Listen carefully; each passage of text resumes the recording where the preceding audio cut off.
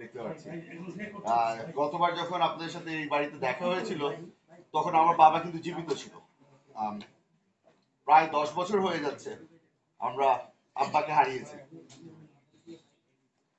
আপনারা যদি অনুমতি দেন আমি শুরু করতে চাই।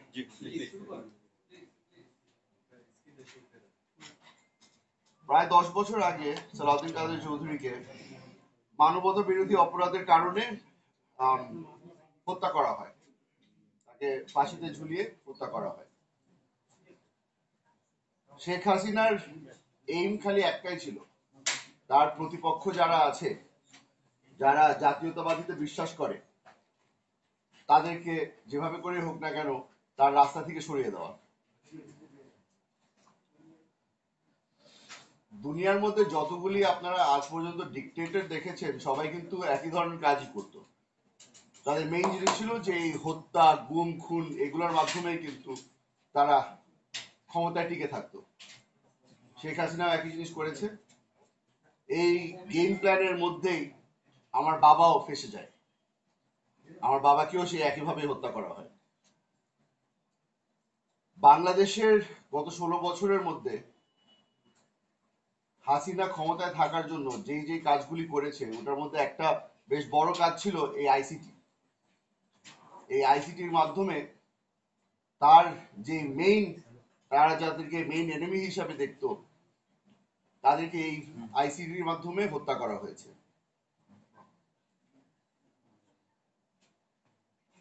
সালাউদ্দিন কাদের চৌধুরীকে যদি শেখ হাসিনা চেত হয়তো একটা গুলি দিয়েই হত্যা করতে পারতো, কিন্তু তার এইম, তার লক্ষণ কিন্তু ওটা ছিল না। তার লক্ষণ ছিল যে আব্বার যে লেগেসিটা আছে, আব্বার যে রাজনীতিটা আছে সেটাকে ধ্বংস করে দেওয়া। আমার বাবা যেহেতু একজন ন্যাশনালিস্ট হিসেবে পরিচিত ছিল, তার এই চিন্তাধারাকে সে ধ্বংস করতে চেয়েছিল। এই আইসিটিটাও, আমরা যে আইসিটির কথা বলছি, বহু বছর ধরে আমরা লড়াই করে এসেছি যে এই আইসিটিটা কি আসলে আদৌ কোনো ধরনের কোর্ট নাকি না এটা প্রমাণ করার জন্য আমরা সক্ষম হয়েছিলাম। এই বিচারপতিরা যারা আছেন অথবা আমাদের আগের যে আইনমন্ত্রীরা ছিল, তাদেরকে যখনই আপনারা প্রশ্ন করতেন যে এই আইসিটিটা কি ইন্টারন্যাশনাল নাকি ডোমেস্টিক, তারা কিন্তু গোল পোস্ট দিয়ে দৌড়াদৌড়ি করতো। তাদেরকে যখন কোনো সময় জিজ্ঞেস করা হতো যে এটা বাংলাদেশের আইন কেন মেনে এই আইসিটি কাজ করছে না, তখন তারা বলতো যে না, এই আইসিটি একটা ইন্টারন্যাশনাল ক্রাইম ট্রাইব্যুনাল, এটা ইন্টারন্যাশনাল মানের হচ্ছে। বিদেশিরা যখন তাকে জিজ্ঞেস করা হতো যে ইন্টারন্যাশনাল নর্মস কেন এই আইসিটি ফলো করছে না, তখন বলতো যে না, এটা তো আমাদের ডোমেস্টিক ট্রাইব্যুনাল। ওরা কোনো সময় কিন্তু আমাদেরকে খোলামেলা বলতে পারেনি যে এই আইসিটি ট্রাইব্যুনালের কোন জুরিসডিকশনে কাজ করছে। আপনারা জানেন আমার বাবাকে 20টা চার্জ দেওয়া হয়েছিল তার বিরুদ্ধে। এই 20টা চার্জকে তারা প্রমাণ করার জন্য অথবা আমাদেরকে ডিফেন্ড করার জন্য খালি 4জন সাক্ষী এলাও করেছিল। এখন আমরা তাও লড়াই করে গিয়েছি। আপনারা এখানে যারা আছেন তারা হয়তো মনে আছে আপনাদের, আমাদেরই একজন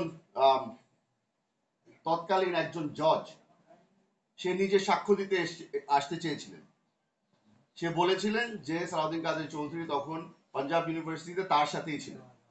সে নিজে আসতে পারেননি, তবে উনি তখনের জাস্টিস সিনহার কাছে সে পারমিশন চেয়েছিল যে যেহেতু আমি একজন সিটিং জাজ, আমি আপনার পারমিশন ছাড়া আমি এভিডেন্স দিতে যেতে পারি না, আপনি কি অনুমতি দিবেন কিনা।